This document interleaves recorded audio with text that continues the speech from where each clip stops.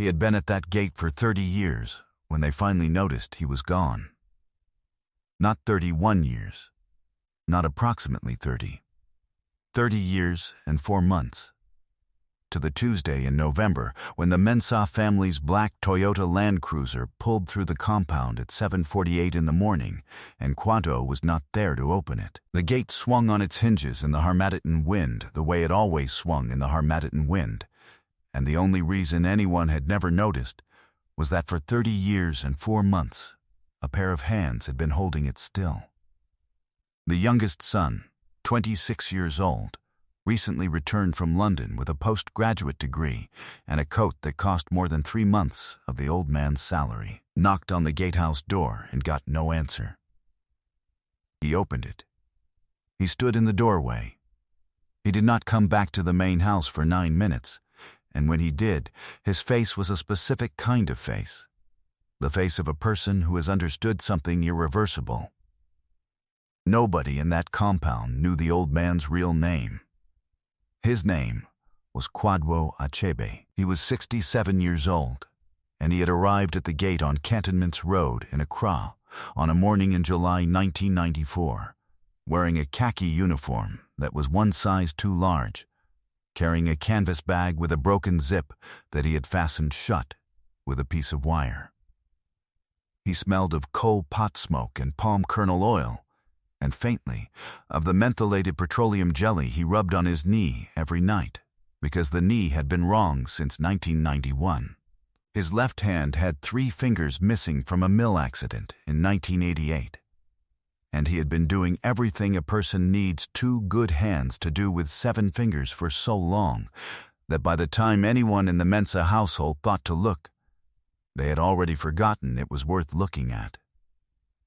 He was 5 feet 6. He weighed 59 kilograms. His hair had been white since 2003, and the family he worked for had never once asked him his age. When he arrived in 1994, Chief Mensah had leaned out of the car window and said, "Your name?" The old man answered. Chief Mensah misheard it and called him Kolade. Nobody corrected him. By the second week, there was no longer a correct way to bring it up. And by the second year, the correction would have required an explanation that nobody had space for. And by the 10th year, the name Kolade was so fixed to that gate that removing it would have required dismantling something structural. And the old man had long since put his actual name somewhere safe, where the household's carelessness could not reach it. He lived in a room 8 feet by 10 feet behind the gate. The room had a window the size of a hardcover book, a camp bed with a metal frame, a wooden table, and a stool. There was a photograph taped above the bed, a woman in a red and yellow cloth, standing in front of a house with a mango tree behind it, looking at the camera with the careful expression of someone who understands that the photograph will outlast the moment and wants to be remembered as she actually was. Below the photograph, on the table, a Bible with a broken spine, a torch with a rubber casing worn smooth, a tin of mentholated petroleum jelly. On the floor under the table, stacked with the precision of a man who believed that objects deserved to be treated well, 32 composition books, each with a date written on the cover in pencil, in a small, even hand. It was the composition books that Tobena was looking at when he stood in the doorway for 9 minutes. The Mensah family had not thought much of the old man when he was alive, and I am not putting this at their door as a singular cruelty. The arithmetic of how people move through the world when the person keeping that world running is consistent and quiet, and therefore invisible, is an old arithmetic, and it is not exclusive to this family or this compound. Chief Mensah was 71, and he had built his logistics company across 40 years of 6-day weeks, and his daily sight lines were dashboards and balance sheets and the faces of suppliers. His wife Abina was 64, warm-natured, the kind of woman who sent jollof rice to neighbors in difficulty and remembered the birthdays of grandchildren she had never met, and who had, in 30 years, never thought to ask the man at the gate whether he had eaten. Gerald, 41, ran the Tama operations with the controlled urgency of a man who had inherited his father's capacity for work, without yet developing his father's patience. Amma, 38, was in London. Tobena, the youngest, had been in the compound 3 weeks at Christmas every year since childhood, and he had always waved at the old man at the gate, and the old man had always waved back, and that wave was the full width of what they knew of each other. What the family knew of Quadro was practical. He opened the gate at 5:15 each morning and closed it at 10:00 each night. He repainted the gateposts every 2 years without being told. He swept the compound on Saturdays from 5:30 to 7:00, which meant the compound was always clean by the time any Mensa was awake to see it, and a thing you never witness being done can begin to feel like a thing that does itself. When the Harmattan came, he stacked firewood by the kitchen door 3 days before anyone in the house felt cold, because he watched the sky for certain things the Mensas did not know to watch for. When the rains came heavily, he placed sandbags along a point in the compound wall where water had entered in the floods of 1997, and had done so every rainy season since, and the water had never entered again. Nobody in the main house knew about the sandbags because he moved them before 5:15, and they were always gone before anyone was awake. He collected his salary on the last Friday of each month, 800 cedis in an envelope, raised once to 1,100 in 2007 and once more to 1,400 in 2019. He put the envelope in his breast pocket. He thanked whoever handed it to him. He went back to the gate. What no one in the compound knew, where he went on his one free Sunday per month. What was in the composition books. Why the envelope, when it left his breast pocket, was sealed inside a second envelope addressed in a different hand, a hand he had trained himself to copy cleanly so that the post office would not misread it. In August 2003, the same month his hair went white, Quadro Achebe sent 400 cedis to a primary school in Kumasi. The school was called St. Barnabas. The envelope was addressed not to the headmaster and not to the school fund, but to the name of a specific girl, 7 years old, in primary 2, whose school fees for the term came to 28 cedis, and whose mother had been standing at a bus stop on his free Sunday with a girl at her side and a count of coins on her palm that was not enough. He had sat down on the bench beside them. He had asked the girl her name. She said Abeni. He asked what she wanted to be. She said, without pausing, a doctor. He said, good. He waited for his bus, and he got on it, and he went back to Cantonments Road, and the following Monday he sent the first envelope. He did not tell anyone. He did not write a letter. He sent money and a single typed note that said, for Abeni's school fees, she wants to be a doctor. Please make sure she stays. He did not sign it. He wrote no return address. The money came every month. The school used it, because money that arrives consistently for a specific child and asks nothing in return is money from someone who has made a decision and will not be argued out of it. When Abeni moved from St. Barnabas to Achimota School in 2010, the envelope followed her, because Quadro had by then found the name of the new school and updated the address in the 31st line of the 7th composition book. When she was accepted to the University of Ghana School of Medicine in 2016, he increased the amount to 700 cedis because he had done the arithmetic of what university costs and what he could remove from his own month to cover the difference, and what he removed was the 1 meal per day he sometimes permitted himself beyond the morning porridge and the evening rice. He recorded every entry in the composition books, date, amount, institution, year of study, and at the bottom of each entry, in letters so small they required the torch to read, 2 words. Still going. He was 63 years old when he wrote that for the first time. He was 67 when he wrote it for the last time in October 2024. 6 weeks before the Harmattan morning when the gate swung on its hinges by itself. In December 2024, the envelope came back. Not the money.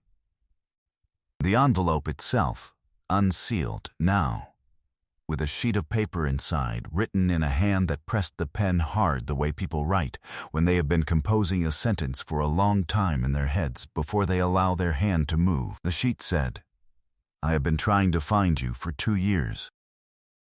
The post office on Kingsway gave me this address after I asked every month for 8 months. I am not writing to thank you, because thank you is not large enough. I am writing because I am a doctor now. I have been a doctor for 11 months.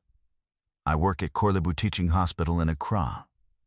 I am alive in the way I am alive because of what you sent, and I need you to know that someone sees you. Please write back."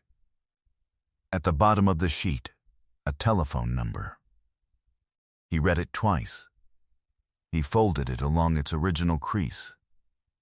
He placed it in the 30-second composition book, on the page for December 2024, and pressed it flat with the flat of his 7-fingered hand. He did not write back. He did not call the number. He went to the gate at 5:15 the next morning and opened it in the gray before the sun, the way he had opened it on every morning of the 30 years before it, and the Harmattan moved through the compound in the cold before dawn, and he held the gate still. When Tobena finally understood what the composition books were, he did not go back to the main house immediately. He sat down on the wooden stool, and he read the first entry and the last entry and 3 in the middle, and in each one there was the same small even hand, the same columns, date, amount, school name, year of study, and the same 2 words at the bottom. And in the 30-second book, on the page for December 2024, a folded sheet of paper. He read the sheet standing up, because there was only the one stool and he had already risen without deciding to. At 9:05 he brought Chief Mensah to the gatehouse door. The old man's chief had not been in this room in 30 years. He stepped through the door and stood in 8 feet by 10 feet of a life lived within those dimensions. And he looked at the camp bed and the torch and the Bible and the photograph above the bed and the composition books on the floor. And then he looked at the first entry of the first composition book that his son placed in his hands. And he read it. And then he sat on the wooden stool and he read the rest. At 11:40 Abina came to the door and stood in it, and Tobena handed her the 30-second book and pointed to the December page without speaking, and she read the entry, and she read the folded sheet, and she pressed both hands flat against her sternum, the way a person presses against something to make sure it is still there. Outside, on Cantonments Road, the traffic moved the way Accra traffic always moves. A tro-tro went past with its engine at full labor, and 3 young men hanging from the door. The Harmattan moved through the compound. The gate stood open because there was no one holding it, and it creaked once in the wind, and nobody noticed. And this time, nobody needed to notice. Gerald arrived from Tema at 2:00 in the afternoon and read the composition books in the gatehouse in silence for 40 minutes.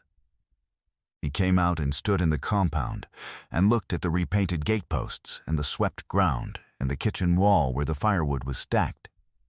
And he said nothing. He said nothing for a long time, which for Gerald, who ran an operations department of 37 people on 6 hours of sleep, was something. At 2:14 Tobena dialed the number from the bottom of the sheet. It rang 3 times before it was answered. A woman's voice, controlled in the way of someone in the middle of something that requires control. A hospital background, trolleys, a PA system in a distant corridor, the specific silence of a place where people are concentrating on keeping other people alive. Tobena said, "My name is Tobena Mensah. I am calling from the compound on Cantonments Road. The man at the gate, he paused. I am calling about the man at the gate. There was a silence. Is he all right? She said. And Tobena sat down on the ground outside the gatehouse because there was no stool. And in the compound his father was reading composition books, and his mother was holding the December page against her chest, and he said, no. She came at 6:40 that evening in a taxi, still wearing her white coat over hospital scrubs, with a stethoscope around her neck she had not taken off, because she had not gone home first.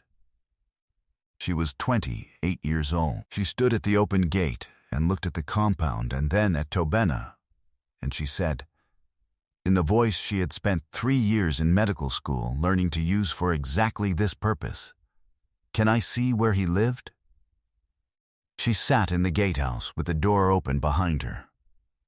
She held the first composition book for a long time. She held the last one. She held the folded sheet she had written herself, which had come back from the post office inside the returned envelope. And she held it the way a person holds something that has been waiting too long to arrive. The Mensa family stood outside. Not in the gatehouse. That was not their space. And some understanding of this had come upon them since morning. They stood in the compound he had kept for 30 years, on the ground he had swept, in the shadow of the gateposts he had repainted, and they knew what it had cost him, now that the cost was in columns in 32 notebooks and the bill had come due. Chief Mensa said, when she finally came to stand with them at 7:20, he never told us your name. He never told us anything. She considered this. He knew mine, she said. He wrote it on the first line of every book. He knew every school I attended. He knew what year I was in. He knew when I changed institutions. She looked at the gatehouse door. He knew I graduated. It is in the last book. She turned back to them. The month I graduated, he sent the same amount. No note, just the money. As if it was Thursday.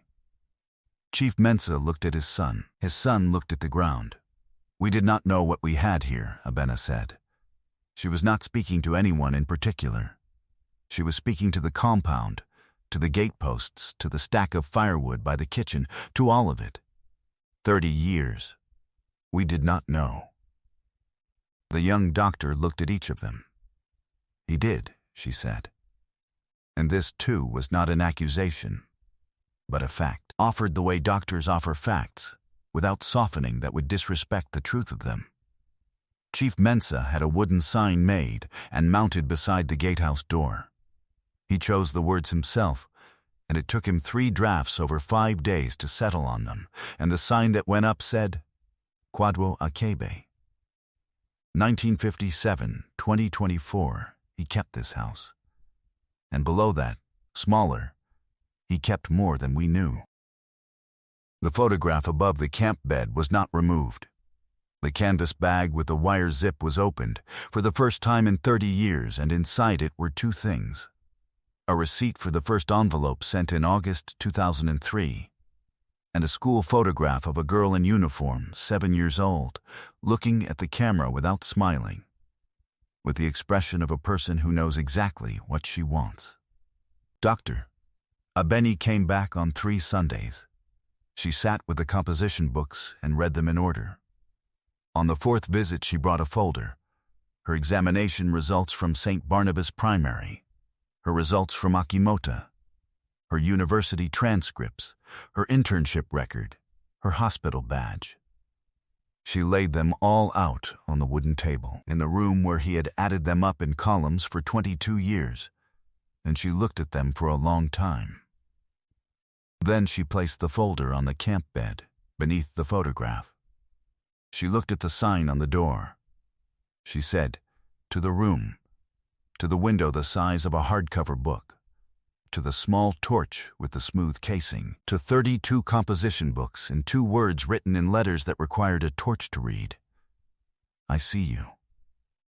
Then she went back through the gate and down Cantonments Road and arrived at Corlebu at 9:55 that evening, and she saved 2 lives before morning.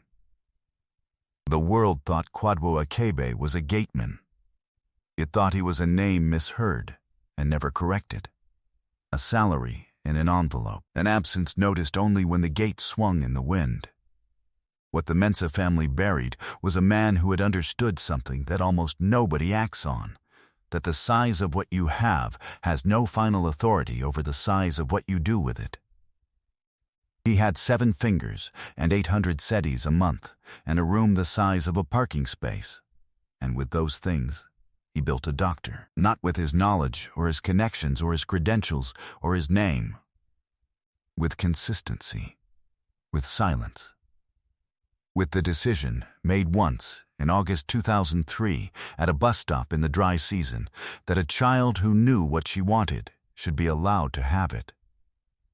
There are people in your life right now doing something like this, quietly, without announcement, on a salary you have never thought to ask about. They are not doing it for recognition, because they have not arranged their lives around the question of whether they are being seen. They are holding the gate open so that someone else can walk through, and the gate they are holding is heavier than it looks. So let me ask you this. The people who serve you quietly, the ones who stack the wood before the cold comes, sweep before you wake, hold the thing still so you never feel it move, do you know their names? Their real names. The ones they were born with, not the ones you gave them by mistake and kept because it was easier. And if they left tomorrow morning, would you know what to write on the sign? Leave your answer in the comments. I really want to read it. And subscribe for more stories about hidden strength, quiet power, and the people the world overlooks until they change everything. I'll see you in the next one.